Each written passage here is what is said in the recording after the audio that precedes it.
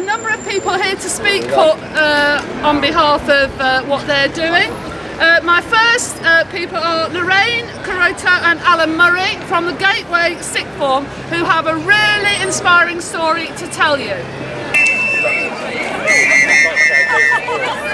At Gateway College last term, well really at the beginning of last academic year, they imposed or tried to impose an observation policy upon us. You know, the usual thing, they introduce it in the summer holidays and then they approve it as soon as you come back. You've had no time to think about it or consult about it or even read it.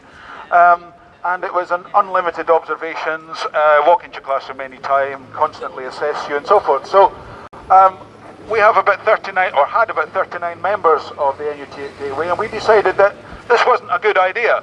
And we raised some oppositions to it, and managers did the usual thing of saying, oh yeah, we'll listen to your opposition and then we'll go ahead with the policy as planned.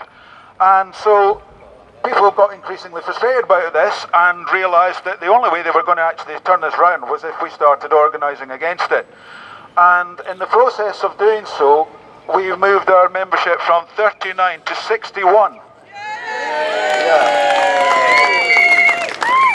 And I have to say that in the process of opposing this policy, we had to put up with a lot of stuff, including going out on strike at our college for 5 days.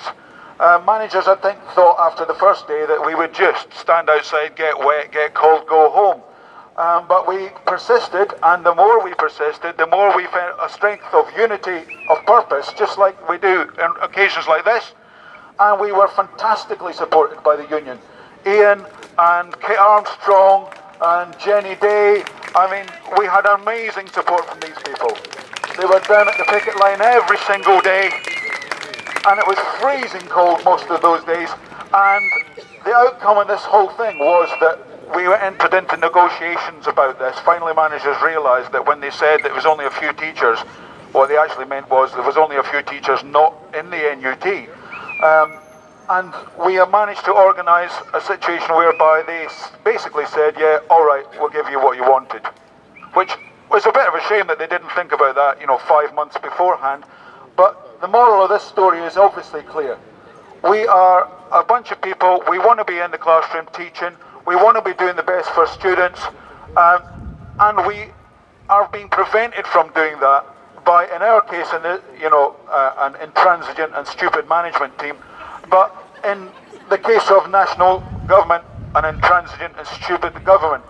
So it's up to us as educators to educate all those people who are trying to impose these ridiculous changes upon us. It's up to us to educate them as to what would be a better way forward for our children and for our professions.